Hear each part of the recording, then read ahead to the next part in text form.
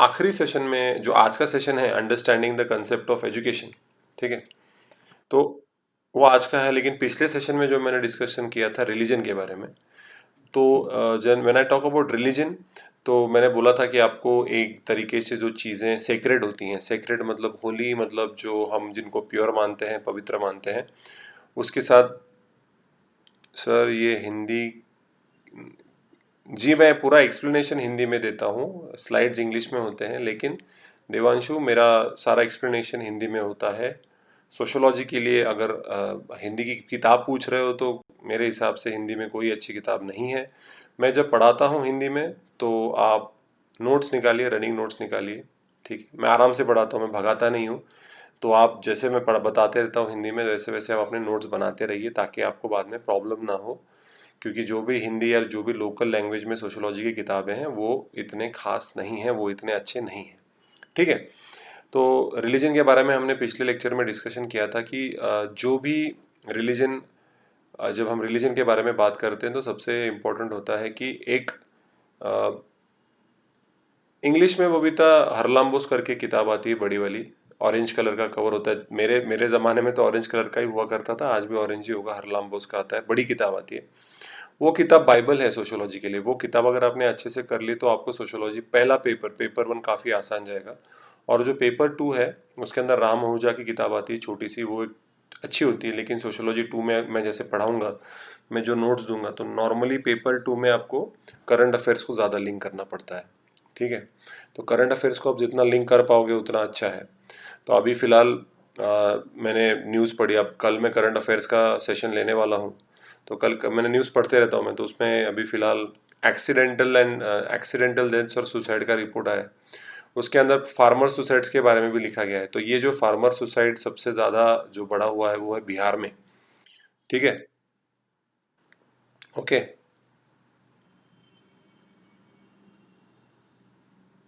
नहीं समझा नहीं मुझे।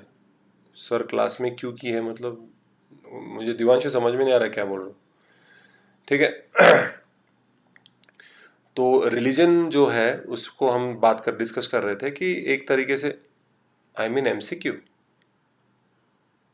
नहीं नहीं, सोशियोलॉजी ऑप्शनल सब्जेक्ट है, एमसीक्यू मैं कल लेने वाला हूँ। आज जो जो डिस्कशन करने वाले हैं वो सोशियोलॉजी ऑप्शनल और जो जनरल स्टडीज़ में सोशल इश्यूज करके जो आता है उसका कॉम्बिनेशन होगा, जिसमें आपको जनरल स्टडीज़ में भी हेल्प होगी और आपको सोशियोलॉजी ऑप्शनल ऐसे राइटिंग, क्योंकि एजुकेशन सेक्टर पे ऐसे पे भी आ सकता है। तो ऐसे अलग अलग डायमेंशंस में इंटरव्यू में भी आपको पूछा जा सकता है कि एजुकेशन सेक्टर के बारे में आपका क्या ओपिनियन है, क्या रिफॉर्म्स लाने चाहिए। तो इंटरव्यू ऐसे जनरल स्टडीज़ और सोशियोलॉजी ऑप्शनल के लिए ये आज का सेशन सभी के लिए बेहतर रहेगा। सोशियोलॉजी पे कोई एमसीक्यू आता नहीं है, एक बार आया था 2012 में, 2012 नहीं 2015 में आया था एमसीक्यू कि हिस्टोरिकल मटेरियलिज्म ये किसकी थियरी है, तो वो कार्ल मार्क्स की थी। तो सोशियोलॉजी ऑप्शनल वाले बच्चों के लिए तो वो चांदी हो गई, एक दो मार्क आराम से मिल गए। लेकिन when it comes to MCQs और प्रीलिम्स में सोशियोलॉजी पे ज़्यादा क्वेश्चंस आते नहीं हैं, ठीक है। तो हमने रिलीजन पे बात की कि अलग अलग रिचुअल्स होते हैं, अलग अलग सेरेमनीज होती हैं, और सबसे इम्पोर्टेंट जो होता है रिलीजन के लिए वो होता है there is has to be a community of believers. कोई तो विश्वास करने वाला होना चाहिए, बिलीव करने वाला होना चाहिए उस रिलीजन में। अगर उस रिलीजन को फॉलोअर्स नहीं रहेंगे, कोई उनको फॉलो नहीं कर रहा है, कोई उस रिलीजन पे विश्वास नहीं कर रहा है, तो वो रिलीजन ख़त्म हो जाएगा, ठीक है। इसलिए आप देखो हिंदुइज्म, इस्लाम, क्रिश्चियनिटी, बुद्धिज़्म, जो भी रिलीजन की आप बात कर लो, उसमें काफ़ी काफ़ी बड़ी कम्युनिटी है सारी की, और जो लोग इसको फॉलो करते हैं, ठीक है। तो मैंने ये भी बताया था कि सोशोलॉजिकल स्टडी जो रिलीजन की होती है वो अलग कैसे होती है।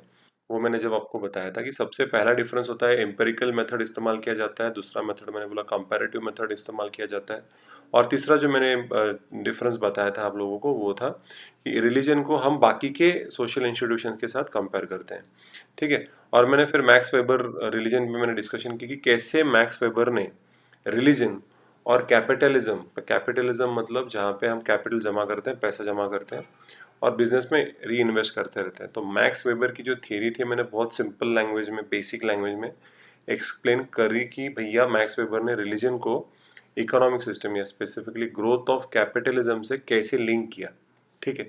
कि ग्रोथ ऑफ कैपिटलिज्म क्यों, क्योंकि रिलीजन जो था वो जो कहता था, कैल्विनिज्म जो रिलीजन फॉलो किया जाता था, जो लोग कैल्विन नाम के इंडिविजुअल को फॉलो करते थे, वो उनका ऐसा मानना था, मेहनत करो, फालतू का खर्चा मत करो, अपने बिजनेस में फिर से पैसे पैसा इन्वेस्ट करते रहो, तो एक दिन आपको सक्सेस मिलेगी।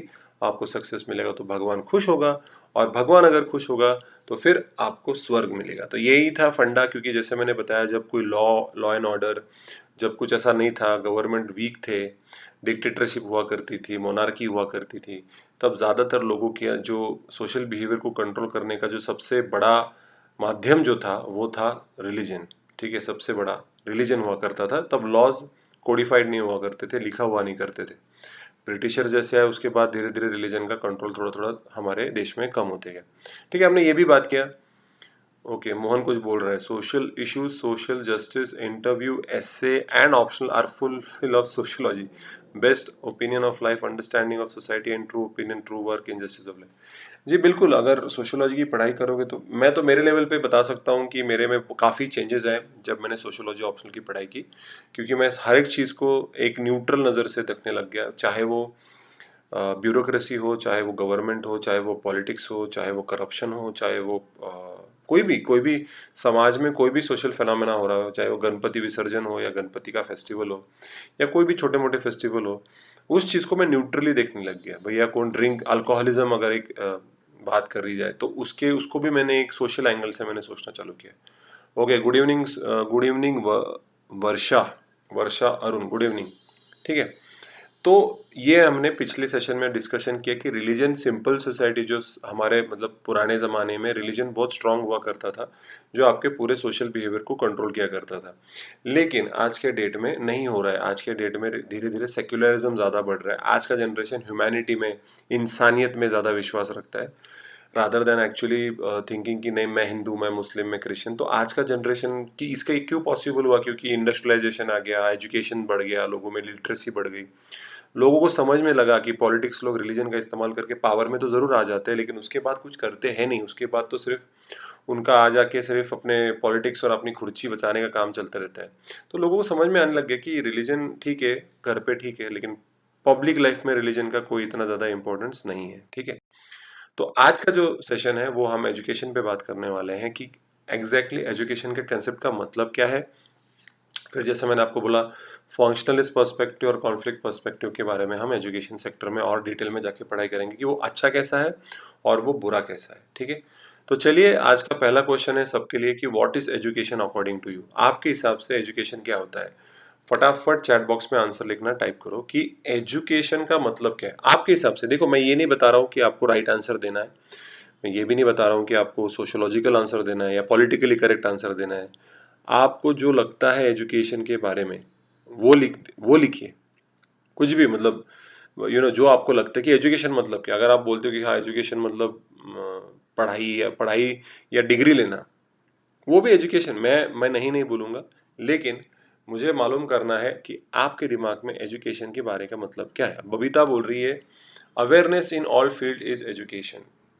जी बोल सकते हैं, लेकिन बबीता तुमने अगर सोचा होगा, बबीता अगर तुम सोचोगी कि एजुकेशन, एजुकेटेड लोग भी अवेयर नहीं होते हैं, अवेयरनेस नहीं होती है। मैं सबसे इजी एग्जांपल दे देता हूँ तुमको कि जब भी हम एजुकेटेड होते हैं, डिग्री होल्डर होते हैं, ग्रेजुएट भी हो जाने के बाद, मैं बहुत सिंपल एग्जांपल देता हूँ कि अगर आपको कोई गवर्नमेंट का फॉर्म आ जाता है आपके आगे, आपको बोला जाता है कि उसको आप फिल करो, तो आप सोचते हो अरे इसमें क्या फिल करूँ, कैसे लिखूँ, पहले क्या लिखूँ, बाद में क्या लिखूँ, तो हम कंफ्यूज होते हैं। तो इससे ज़रूरी नहीं कि अगर आप एजुकेटेड है तो आपको सारे फील्ड्स के बारे में अवेयरनेस हो। देखो, अभी मैंने कंप्यूटर इंजीनियरिंग की, मैंने लॉ किया, तो मुझे मैकेनिकल इंजीनियरिंग के बारे में कोई अवेयरनेस नहीं है, मुझे आर्टिफिशियल इंटेलिजेंस के बारे में कोई अवेयरनेस नहीं है। ठीक है, मुझे अवेयरनेस इंटेलेक्चुअल प्रॉपर्टी के बारे में है, साइबर क्राइम के बारे में है। ठीक है, तो ये अवेयरनेस ज़रूरी नहीं कि सभी फील्ड में होना चाहिए। ठीक है, तो बहुत ज़्यादा एलोबरेट डेफिनेशन हो गया। Education is a continuous process. जी बिल्कुल तनप्रीत, हमें जिंदगी भर पढ़ाई करनी पड़ती है। आप आईएएस बन जाओ, या आईएएस का फुल फॉर्म पता है ना, आई एम स्टूडेंट। ठीक है, आईएएस का फुल फॉर्म अगर नहीं होगा तो लिख लो आईएएस का फुल फॉर्म ही होता है कि आई एम स्टूडेंट। तो जिंदगी भर हमें पढ़ना होता है। मैं आज पढ़ा भी रहा हूँ सब लोगों को, तो कहीं ना कहीं मैं भी आपके साथ पढ़ते रहता हूँ। ठीक है, उसके बाद रिया बताती है कि right to equality, right to knowledge. ठीक है, वो भी सही है, लेकिन राइट्स के बारे में हम बात नहीं कर रहे, एजुकेशन की कंसेप्ट के बारे में हम बात कर रहे हैं। तो रिया, तुम्हारा आंसर सही तो है, लेकिन थोड़ा आउट ऑफ कंटेक्स्ट है। दिवांकर बोल रहे हैं सर आईएएस से रिलेटेड एक क्वेश्चन था, हाँ दिवाकर पूछ लो, मैं आंसर दे दूंगा, कोई प्रॉब्लम नहीं। Noesha, education is a life long process from birth to death, बिल्कुल सही। एक जिंदगी भर आपको पढ़ना है नोएशा, समझ में आ गया। लेकिन एग्जैक्टली एजुकेशन में होता क्या है? ठीक है, दिवांकर बोल रहे कि सर आयस अपने साथ एक बार में पाँच छः सर आयस अपने साथ एक बार में पाँच छः कार क्यों ले जाते हैं? अच्छा, ये क्वेश्चन पूछ रहे हो। देखिए आईएएस तो मैंने नॉर्मली नहीं देखा है कि एक आईएएस ऑफिसर पाँच छः गाड़ियाँ लेके जाता है। लेकिन वो ज़रूर एक कोई अगर कोई पॉलिटिशियन है जिसको सिक्योरिटी देनी है तो उसके आगे चार पांच गाड़ियाँ होती हैं, या कोई बहुत सारे ऑफिशियल्स होते हैं जिनको एक साथ एक जगह पे जाना पड़ता है, तब जाके इतनी सारी गाड़ियाँ लगती हैं, अदरवाइज नहीं लगती। Majority of the time security point of view रहता है। जम्मू एंड कश्मीर, अगर मैं उस स्टेट के बारे में स्पेसिफिकली बात करूँ तो आईएएस आईपीएस ऑफिशियल्स को चार पांच गाड़ियों में रखा जाता है कि क्या पता कौन सी गाड़ी को उड़ा दे टेररिस्ट, तो बचने के लिए भी, सिक्योरिटी रीजंस के लिए भी कभी कभी करते हैं। नक्सलवादी area, terrorist area, disturbed areas, उसमें इतनी गाड़ियाँ ट्रैवल करती है तो भैया कौन से गाड़ी में बंदा बैठा है वो टेररिस्ट को पता नहीं होता है, तो वो टारगेट कैसे करेगा? तो इसीलिए कभी कभी सिक्योरिटी रीजंस भी हो सकते हैं। Proper understand this subject. Okay, एक समझना उस वर्षा वर्षा अरुण बता रहे हैं कि सही तरीके से एक किसी भी सब्जेक्ट को समझना है। जैसे अभी मैं सोशियोलॉजी पढ़ा रहा हूँ तो उसका मतलब है सीख ठीक तरीके से समझना। मोहन बता रहे हैं कि sir education is giving idea to live simply in life. ठीक है भाई, वो भी बढ़िया है। और प्रज्वल बोल रहे हैं changing habits of our self, learning something. कुछ तो नया सीखना। ठीक है, सबके आंसर्स मैंने देखे। प्रज्वल का भी आंसर ठीक ठाक है कि एक हैबिट्स चेंज करना, खुद के खुद तो सीखना, उसको भी एजुकेशन कहते हैं। तो बिल्कुल सही कहा है प्रज्वल ने भी। और ठीक है, तो चलिए मैं बताता हूँ कि एजुकेशन एग्जैक्टली होता क्या है। ठीक है, जैसे नौइशा और तनप्रीत का तो स्टेटमेंट ही था कि देखिए सर, ये एक लाइफ लॉन्ग प्रोसेस है, हम चार बार बता रहे हैं आपको, जिंदगी भर हम पढ़ाई करने वाले हैं। तो तनप्रीत और नौइशा जिंदगी भर पढ़ाई करने वाले हैं। ठीक है, बबीता बोल रही है लर्निंग स्किल्स। ठीक है, आप स्किल्स कुछ लर्न करते हो, वो भी बिल्कुल सही है बबीता। जब भी हम स्किल्स के बारे में बात करते हैं तो आज के ज़माने में not necessarily it has to be engineering skills या मेडिकल स्किल्स। पुराने ज़माने में भैया चप्पल बनाना, पॉट बनाना, हैंडीक्राफ्ट्स की भाई साड़ी बनाना, सीलना कपड़े, टेलरिंग, वो भी एक स्किल है। तो अगर मैं किसी बच्चे को टेलरिंग सिखाता हूँ तो वो भी एजुकेशन ही है। मैं किसी बच्चे को खेती करना सिखाता हूँ तो वो भी एजुकेशन ही है। ठीक है, तो बेसिकली जब मैं सोशोलॉजी पॉइंट ऑफ व्यू से जब सोचता हूँ कि भैया एजुकेशन का एग्जैक्ट मतलब क्या है, तो देखो नॉर्मली लोग क्या बोलते हैं, सर एजुकेशन का मतलब क्या है भैया? डिग्री। एजुकेशन मतलब मेरे को ग्रेजुएशन की डिग्री मिल गई, मुझे क्यों मुझे वो डिग्री चाहिए? क्योंकि मुझे नौकरी करनी है, मुझे जॉब करनी है। तो आई एम सॉरी टू से 90 to 95% जो लोग हैं इंडिया में। अ, मानस पूछो ना क्वेश्चन को, इतना ऐसा बिंदास, you can ask a question, no problem. Manas पूछो, मैं आंसर दूंगा। ठीक है, तो हम यही सोचते हैं कि एजुकेशन में हम पढ़ाई करते हैं, डिग्री लेते हैं ताकि हमें जॉब लग जाए। और इंडिया में 90 to 95% लोगों की यही सोच है। उनके पेरेंट्स की भी यही सोच है कि डिग्री मिल गई, इंजीनियरिंग की डिग्री या एलएलबी एलएलएम या कोई भी डिग्री मिल गई तो जॉब मिल जाएगा, लाइफ सेफ है। लेकिन एजुकेशन सिर्फ डिग्री नहीं होती। एजुकेशन सिर्फ क्लास में जाके बैठ के पढ़ना नहीं होता है, सिर्फ रट्टा रट्टा मारना नहीं होता है। आपको मालूम होगा रट्टा मारना पड़ता है। यूपीएससी में थोड़े बहुत ऐसे है चीज़ें जहाँ पे हिस्ट्री हो गया, ज्योग्राफी हो गया, जहाँ पे रट्टा मारना पड़ता है। वो एजुकेशन नहीं है। एजुकेशन का मतलब क्या है? जो भी आप आजू बाजू में देखते हो या जो भी आप सीखते हो उसको अपनी जिंदगी आपको वो करते आना चाहिए, प्रैक्टिकली आपको उसको अप्लाई करना आना चाहिए। और यूपीएससी में एप्लीकेशन बेस्ड क्वेश्चन ज़्यादा पूछे जाते हैं। ठीक है, तो यही है, यूपीएससी पढ़ाता है बहुत बार चीज़ें कि एजुकेशन का इम्पोर्टेंस क्या है। ठीक है, दिवांकर बोल रहे हैं कि सर आईएएस अपने लाइफ में कितने समय तक डीएम रहता है? जी वो डिपेंड करता है कि वो बंदा कितना मेरिट। अगर देखिए अच्छे पॉलिटिकल कॉन्टैक्ट्स होंगे, अच्छे उसका मेरिट लिस्ट होगा, अगर बहुत ही इफिशिएंट ऑफिसर होगा, अच्छे रिलेशंस होंगे सबके साथ, तो बंदा जल्दी जल्दी उसकी प्रमोशंस भी जल्दी हो सकती है। ओके, थोड़ा बहुत फेवरेटिज्म फेवरेटिज्म पॉलिटिक्स चलता है। ठीक है, तो ये गवर्नमेंट में सबसे ज्यादा पॉलिटिक्स चलती है। ठीक है, तो ऐसा देखिए। लेकिन कैसा होता है ना कि डिस्ट्रिक्ट मैजिस्ट्रेट वो रूल बुक के हिसाब से भी चलता है कि भैया कितने साल तक कैसे चलेगा। ठीक है, कि भैया 7 साल के बाद एक प्रमोशन होती है, 10 साल के बाद एक प्रमोशन होती है। जैसे जैसे आप सीनियर होते जाते हो तो किताब के हिसाब से भी आपकी प्रमोशन होती है। लेकिन कई बार ऐसा होता है कि अगर आप गुड बुक्स में नहीं हो, पॉलिटिकल कॉन्टेक्ट ज्यादा नहीं, तो आपका प्रमोशन कभी कभी डिले भी होता है। तो डिपेंड करता है आप कैसे काम करते हो। अगर अच्छे काम करते हो तो आपकी प्रमोशन जरूर होती है।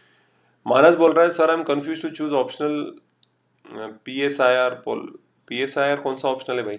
देखो मानस, ये एक बहुत ही पर्सनल डिसीजन है। आप मेरे सेशंस देख सकते हो, अटेंड कर सकते हो मानस। आपको अगर सोशियोलॉजी बहुत अच्छा लगता है, सिंपल लगता है, इजी लगता है, मैं सोशियोलॉजी के बारे में बता सकता हूँ कि बहुत ही आसान सब्जेक्ट है, छोटा सा सब्जेक्ट है। वैसे भी मैं प्रीलिम्स के बाद बैच लॉन्च करने वाला हूँ, तब तक मैं सारे बेसिक कंसेप्ट क्लियर कर रहा हूँ। तो आप PSR जो ऑप्शनल है, जो आप बता रहे हो, पॉलिटिकल साइंस, इंटरनेशनल रिलेशंस, अच्छा, उसके अगर कई सेशंस आपको मिलते हैं देखने के लिए, वो देखने के बाद आपके जो एजुकेटर हैं उनके साथ आपको वो अच्छे लगते हैं, तो आप वो चूज कर सकते हो। लेकिन मेरा पर्सनल ओपिनियन अगर पूछोगे तो सोशियोलॉजी छोटा सब्जेक्ट है।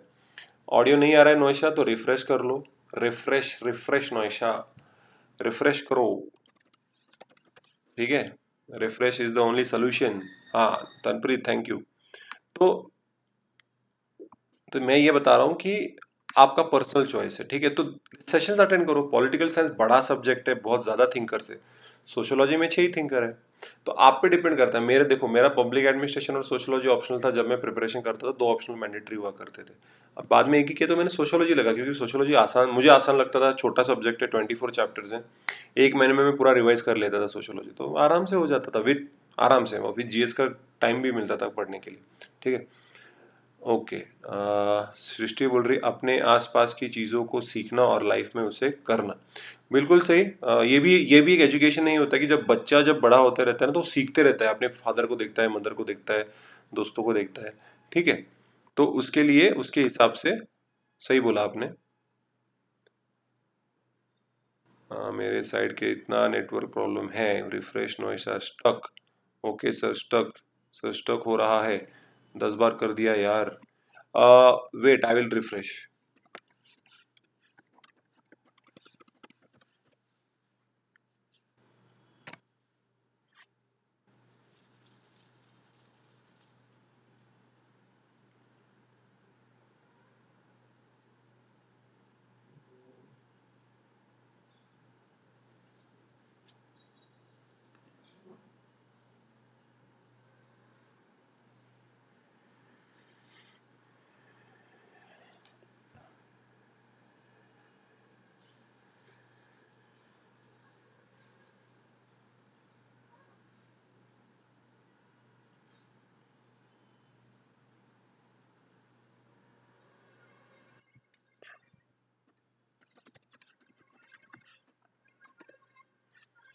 अब ठीक है, अब रिफ्रेश हो गया है, ठीक है।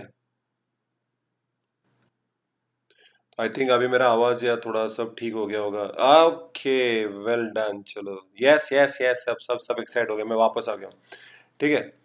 सर, एक MLA IAS को ट्रांसफर कर सकता है? नहीं, नहीं कर सकता, क्योंकि IAS IPS की अगर ट्रांसफर करनी पड़ती है तो सेंट्रल गवर्नमेंट कर सकता है, स्टेट गवर्नमेंट नहीं कर सकता, ठीक है। लेकिन अगर आप स्टेट सर्विसेज से अगर DYSP या डेप्यूटी कलेक्टर होते हो तो आपको स्टेट गवर्नमेंट के MLA ट्रांसफर कर सकते हैं। लेकिन अगर IAS IPS बनोगे तो लोकल पॉलिटिशियन आपको हाथ भी नहीं लगा सकता, ठीक है। लेकिन आपके अगर वो उस पॉलिटिशियन का कोई बड़ा कांटेक्ट रहेगा तो झोल कर सकते हैं, ठीक है। तो चलिए एजुकेशन का डेफिनेशन देखते हैं, sociological definition. Education is a process of transmission और communication of group heritage, culture, norms, values, traditions that is common to all societies. तो एजुकेशन का मतलब क्या है कि आप अपने जो यंगर जनरेशन है, फ्रॉम जो एल्डर जनरेशन है, बड़े बूढ़े जो होते हैं, अपने बच्चों में जो वैल्यूज है, हमारे हमारे नॉर्म्स, क्या अच्छा है क्या बुरा है, कैसे बर्ताव करना चाहिए, कैसे लाइफ में जीना चाहिए, जीवन में निर्णय, जीवन में डिसीजन कैसे लेने चाहिए, ये जब सिखाया जाता है, ये है एजुकेशन। ये इतना बेस होता है एजुकेशन का। हम सिर्फ डिग्री के बारे में सोचते हैं, स्किल्स, लर्निंग। लेकिन सोशियोलॉजी के हिसाब से एजुकेशन का मतलब क्या है कि हमारे समाज का जो वैल्यूज है, हमारे समाज का जो नॉर्म्स है, जो ट्रेडिशन है, हमारा कल्चर है, हमारा हेरिटेज है, वो हमें ट्रांसफर करना है, वो हमें देना है लोगों को, बच्चों में ट्रांसफर करना है। कि देखो, इसीलिए जो बच्चा भारत में बड़ा होता है, वही बच्चा अगर इंडियन भी हो लेकिन अमेरिका में बड़ा होता है, तो उनकी वैल्यू सिस्टम पूरी अलग होती है। तो पुराने जमाने में इनफॉर्मल एजुकेशन हुआ करता था, मतलब स्कूल्स और कॉलेजेस पुराने जमाने में नहीं थे, घर घर में ही सब बच्चे पढ़ते थे। और आज के ज़माने में आप देख सकते हो कि फॉर्मल एजुकेशन चल रहा है, ठीक है। फॉर्मल एजुकेशन की बहुत काफ़ी हवा चल रही है, ठीक है। तो children learn customs and the broader way of life, कि जीना कैसा है, ज़िंदगी में कैसे आपको जीना है, ओके। कैसे जो भी अडल्ट्स करते हैं वैसा वो बच्चे इमिटेट करते हैं, उसको फॉलो करने की कोशिश करते हैं। इसके वजह से वो क्या क्या जो भी उनके पर्टिकुलरिस्टिक वैल्यूज होते हैं, पर्टिकुलरिस्टिक वैल्यू का मतलब क्या है, जो वैल्यू हमारे फैमिली, हमारी कास्ट, हमारा रिलीजन, हमारी ट्राइब, हमारा किन मतलब हमारे रिलेटिव्स, उनके जो वैल्यू सिस्टम है ना वो सीखते हैं। तो नॉर्मली अगर आप देखोगे तो दुकानदार का जो लड़का होता है ना वो नॉर्मली दुकानदार ही होता है। कोई ब्यूरोक्रेट का लड़का होता है तो उसको ब्यूरोक्रेट ही बनना पड़ता है। कोई फार्मर का बच्चा फार्मर ही होना चाहता है, क्योंकि उसको वो बच्चा उसी एनवायरनमेंट में बड़ा होता है तो उसको लगता है कि मैं भी ना फार्मर ही बनूंगा, मैं भी ब्यूरोक्रेट बनूंगा, मैं भी पॉलिटिशियन बनूंगा। ठीक है, जैसे कि अभी पॉलिटिक्स में आप देख सकते हैं कि भैया गांधी फैमिली देख सकते हो, ठाकरे फैमिली देख सकते हो महाराष्ट्र में, कि हर हर उनका जनरेशन टू जनरेशन पॉलिटिक्स में ही है। लेकिन ट्रेंड चेंज हो रहा है कि भैया अभी एजुकेशन इतना स्प्रेड हो चुका है कि ऐसा कोई जरूरी नहीं कि फार्मर का बेटा फार्मर बनेगा, फार्मर का बेटा आईएएस भी बन सकता है, रिक्शा वाले का बेटा भी आईपीएस बन सकता है। आपने देखा ही होगा इस साल जब रिजल्ट आया तो यू माइट हैव सीन कि बहुत सारे लोग बता स्टोरीज आ रहे थे कि बाबा ये तो कोई ब्यूटी मॉडल थी कोई लड़की, वो लड़की आईएएस बन गई, उसके लिए मॉडलिंग टाइम पास था कुछ। तो वही बता रहा हूँ कि ऐसी कोई जरूरी नहीं कि भैया bad internet connection. Mohan refresh करके देखो, मेरा तो सही चल रहा है। ओके, तो ये है कि भैया आपको सबसे इम्पोर्टेंट होता है कि जब इनफॉर्मल एजुकेशन जो होता है ना, जो घर में आप जो सीखते हो ना, वो आपके फैमिली वैल्यूज आप सीखते हो, समाज के जो वैल्यूज होते हैं उसको सीखने में टाइम लगता है। पर जब आप बच्चे होते हो ना तो धीरे धीरे धीरे धीरे आपको टाइम लगता है उस चीज को उस लेवल पे आने के लिए। ठीक है, तो जब स्कूल कॉलेजेस में जाते हो तो वो जो एजुकेशन मिलता है वो साइंटिफिक होता है। ठीक है, that is scientific in nature, rational होता है। ठीक है, यूनिफॉर्मिटी प्रमोट करता है, स्टैंडर्डाइज एस्पिरेशंस होते हैं। ठीक है, पढ़ाई करो, डिग्री लो और जॉब करो। ठीक है, उसके तो ये सारी यूनिवर्सिटी वैल्यू मतलब क्या है कि भैया पूरे समाज में ये एक्सेप्टेबल वैल्यू सिस्टम पढ़ाते हैं। ठीक है, और suits the demands of modern society. हमारा जो मॉडर्न सोसाइटी का जो डिमांड है कि यूनिफॉर्मिटी होनी चाहिए, ज्यादा कटकट नहीं आनी चाहिए। हमने आपको ऑर्डर दिया, आपने बात मान ली, आपने ऑर्डर फॉलो कर ली। ये होता है मॉडर्न सोसाइटी का रूल। ठीक है, कि मॉडर्न सोसाइटी चाहता है कि स्टैंडर्डाइजेशन हो, मॉडर्न सोसाइटी चाहता है कि लोग एजुकेशन ले, बेसिक क्वालिफिकेशन लेके अपना बेसिक क्वालिफिकेशन लेके अपना वो ये कर पाए, क्या कर पाए, जॉब करे, ज्यादा दिमाग की दही ना करे। ये मॉडर्न सोसाइटी चाहता है। ज्यादा क्रिएटिव बंदा हो जाता है तो उसको प्रॉब्लम हो जाती है जॉब करने में। ठीक है सर, आईएएस का भी ट्रांसफर एक जगह से दूसरी जगह होता है? जी बिल्कुल। आपको किसने बताया कि एक आईएएस ऑफिसर एक ही जगह पे रहता है? हर 3 साल में ट्रांसफर होती ही है। मैंडेटरी होता है कि 3 साल से कम नहीं, लेकिन 3 साल एक जगह पे रहने के बाद वो कोई भी आईएएस आईपीएस कोई भी गवर्नमेंट ऑफिशियल का 3 साल मिनिमम एक जगह पे रह सकता है, उसके बाद उसकी ट्रांसफर होती है। कई बार कंटिजेंसी में 1 साल या 8 महीने में भी ट्रांसफर हो सकती है। ठीक है, तो ये है कि भैया लाइफ लॉन्ग प्रोसेस है। आप वैल्यूज, नॉर्म्स, कल्चर, ट्रेडिशन को ट्रांसफर कर रहे हो बच्चों में।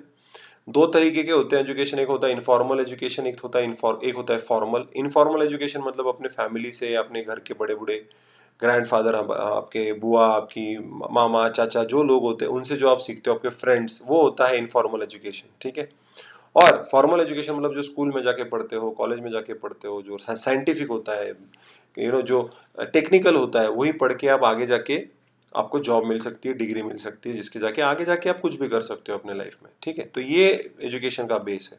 ठीक है, अभी आगे चलते हैं कि भैया ये फॉर्मल एजुकेशन की जरूरत क्यों पड़ी। तो सबको सब सुनाई दे रहा है ठीक से? कोई प्रॉब्लम नहीं आ रहा है ना इंटरनेट पे? कोई प्रॉब्लम आ रहा होगा तो प्लीज बताओ, रिफ्रेश करो।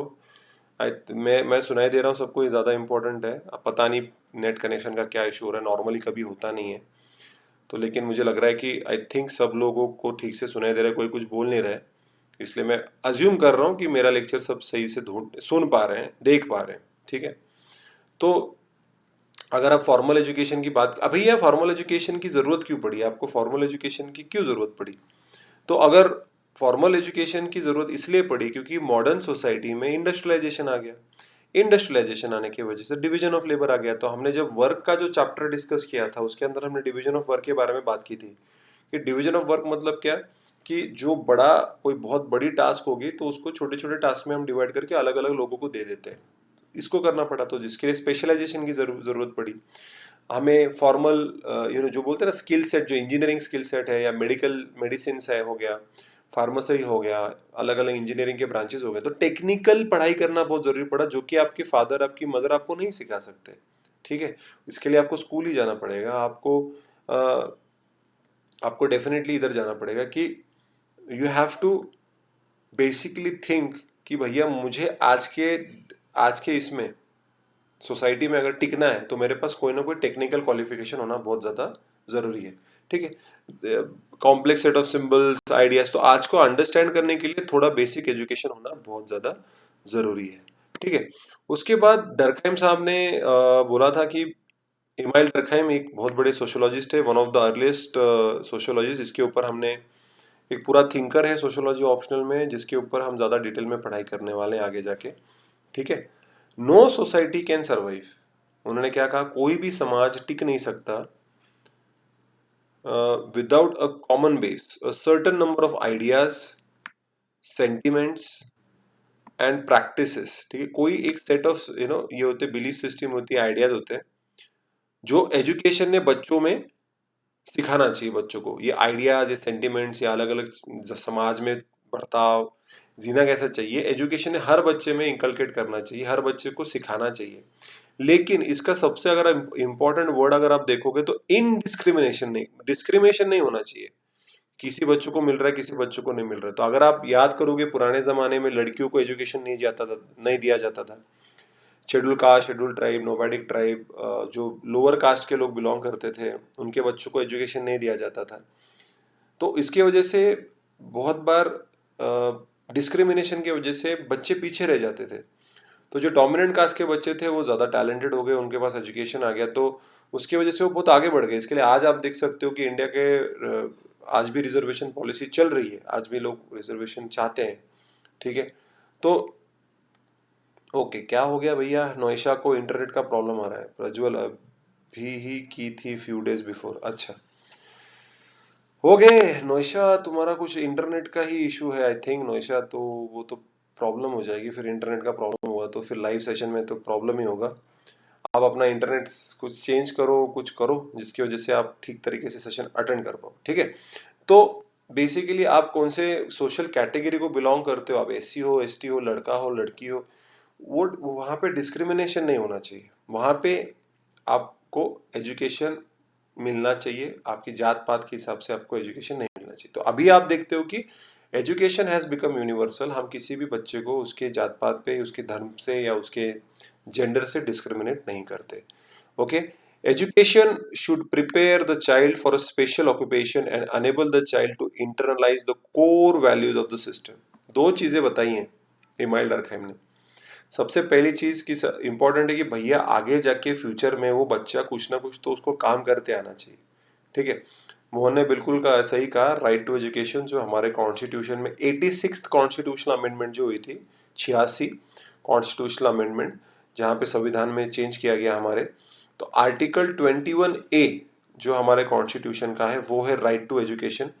पहले राइट टू एजुकेशन एक डायरेक्टिव प्रिंसिपल था, directive principle of the state policy, जो कि हमारे संविधान के पार्ट 4 में था, लेकिन अभी उसको पार्ट 3 में ले लिया गया है, आर्टिकल 21A को। लेकिन अगर मैं आपको प्रैक्टिकली अगर बोलूं तो article 21A till now has been a failure. आज भी हमारे देश में बहुत सारा ड्रॉप आउट्स है। मैं कल एमसीक्यू जो सेशन लेने वाला हूँ, उस एमसीक्यू सेशन में मैं इस पे बात करने वाला हूँ। मेरे को आने वाला एक टॉपिक जिसके अंदर ड्रॉप आउट्स और इसके बारे में मैं चर्चा करने वाला हूँ।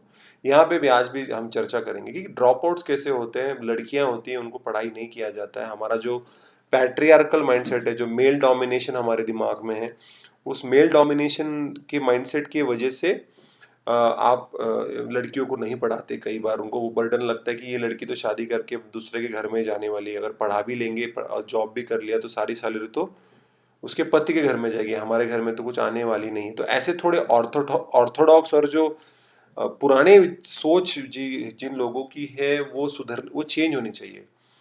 आप ऐसे ऐसे नहीं बोल सकते कि सैलरी ये वो, जो बच्चे का हक है भाई, एजुकेशन जितना लड़का हो लड़की हो उसको जितना मन चाहे पढ़ाई करनी चाहिए। पढ़ाई कर रहा है, कोई ड्रग्स गांजा तो नहीं मार रहा है ना भैया। फिलहाल सुशांत सिंह राजपूत के केस में काफी ड्रग्स ड्रग्स ड्रग्स चल रहा है, ऐसा बोल रहे हैं जैसे फिल्म इंडस्ट्री में इसके पहले किसी ने ड्रग्स का इस्तेमाल ही नहीं किया है। फिल्म इंडस्ट्री में ड्रग्स तो जमाने से चलते आ रहा है, अभी बात कर रहे हैं। तो वही होता है कि भाई वो छोड़ो टॉपिक, ये ड्रग्स तो नहीं कर रहा है बच्चा, बच्चा पढ़ाई कर रहा है। तो पढ़ाई के लिए बच्चे को कभी भी डीमोटिवेट नहीं करना चाहिए, चाहे वो लड़का हो लड़की हो, डोमिनेंट कास्ट का हो या वीकर कास्ट का हो, सोशली इकोनॉमिकली फॉरवर्ड हो या बैकवर्ड हो, बच्चे को एजुकेशन मिलना चाहिए, इसीलिए उसको हमने फंडामेंटल राइट कर दिया है। जी मोहन, बिल्कुल सही कहा आपने, इक्वल एजुकेशन फॉर बॉय और अ गर्ल। ठीक है, तो पहली बात तो वो ऑक्यूपेशन के लिए रेडी होना चाहिए कि आगे जाके कोई भी टेक्निकल फील्ड में वो जॉब कर सके, और दूसरा हमारे समाज के, जिस समाज में वो रहता है उस समाज के जो कोर वैल्यूज है, जैसे कि भैया झूठ नहीं बोलना, ऑनेस्टी, करप्शन नहीं करना, ईमानदारी से काम करना, मेहनत करना, सिंपल रहना, अच्छा खाना खाना, रिलीजन को फॉलो करना, भगवान की रिस्पेक्ट करना, अल्लाह की रिस्पेक्ट करना, जीसस क्राइस्ट की रिस्पेक्ट करना, बड़ों की रिस्पेक्ट करना, छोटों को गाइड करना, किसी को मिसगाइड नहीं करना, किसी को लूटना नहीं, चोरी नहीं करना, खून नहीं करना, ये जो कोर वैल्यूज है ना, वो एजुकेशन ने सिखाना चाहिए। तो अगर आप देखोगे हमारे एजुकेशन सिस्टम में कोई वैल्यू सिखाता ही नहीं है। क्या सिखाया जाता है? अगर रट्टा नहीं मारोगे, अगर ऐसे के ऐसा अगर आंसर नहीं लिखोगे तो तुमको हम मार्क्स नहीं देंगे। तो बच्चा क्या करता है? रट्टा मारता है, चाहे वो पोएम हो, चाहे वो कोई आंसर हो, चाहे वो मैथमेटिक्स हो।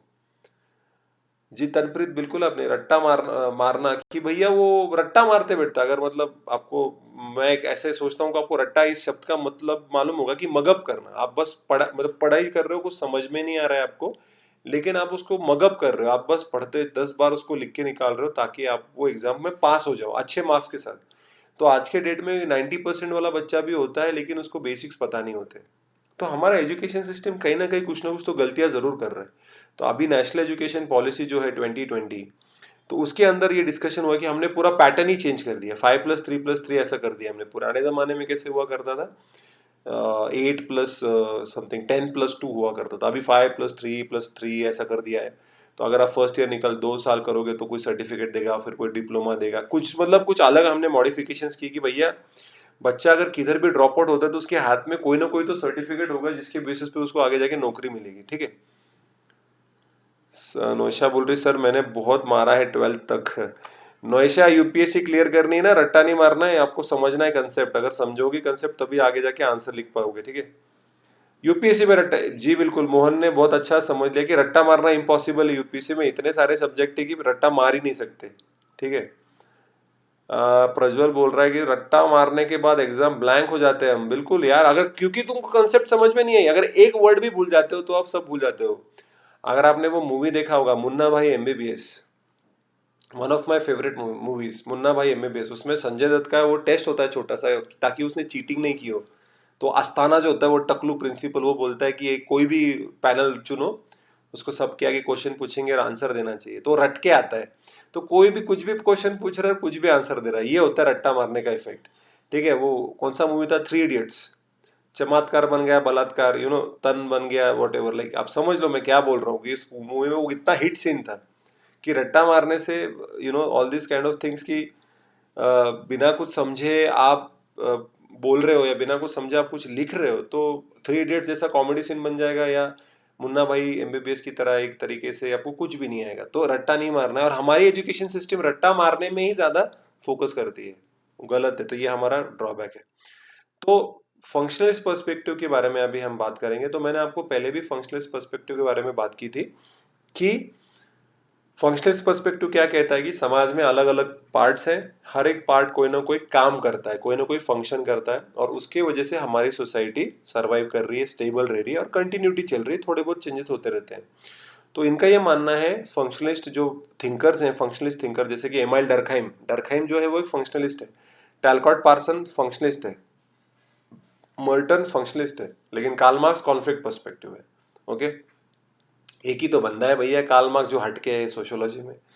तो इसका क्या मानना है, फंक्शनलिस्ट लोगों का क्या मानना है कि जो एजुकेशन है वो भी एक समाज का एक पार्ट है, बहुत इंपॉर्टेंट पार्ट है एजुकेशन। वो क्या करता है, it renew maintains, okay, maintain करता है, रिन्यू भी करता है, मतलब थोड़ा बहुत चेंजेस भी करके लाता है। किसमें, सोशल स्ट्रक्चर में। सोशल स्ट्रक्चर का मतलब क्या, रिलेशंस में, processes, social process, competition, cooperation, transmits and develops culture.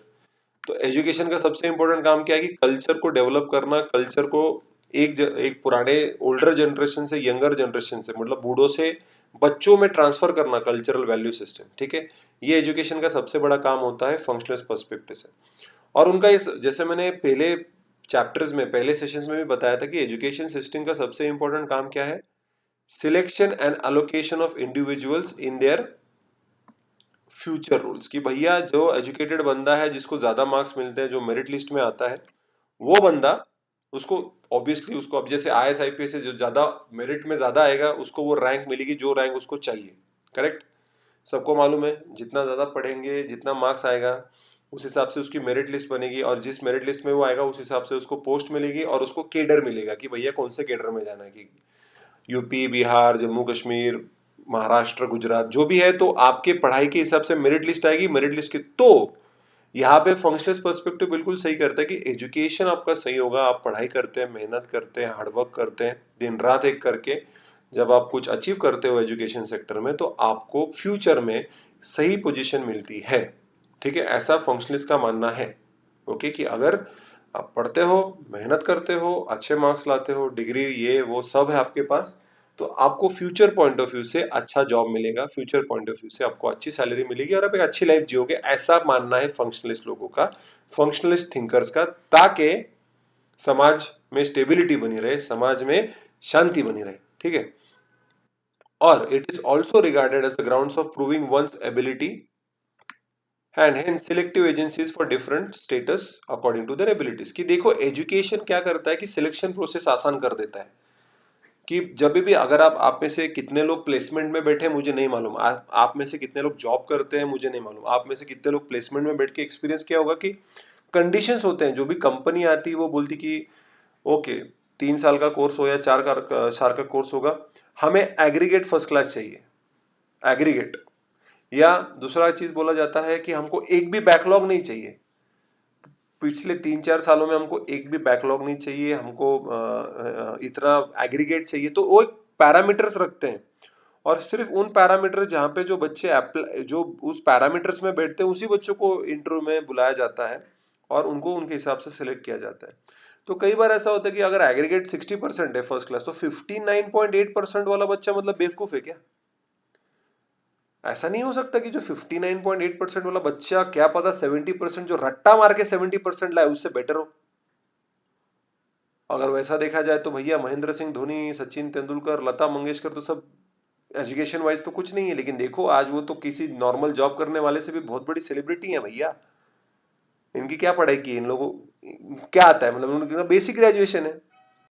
तो ये जो नियम होते हैं, ठीक है, क्योंकि उनको दे कैन नॉट, मतलब वो अगर जाएंगे कि एक कॉलेज में फाइनल ईयर में बाबा 300 बच्चे हैं, आपको आजकल तो जतरा भरती है भैया, प्लेसमेंट के लिए सब लोग आके बैठ जाते हैं, भैया नौकरी दो नौकरी दो। मैं समझ सकता हूँ, बहुत हालत बाहर बहुत खराब है, लोगों की तो जॉब जा रहे हैं, तो कहीं भी ऑफर आता है तो एक पोजीशन के लिए 10 लोग होते हैं।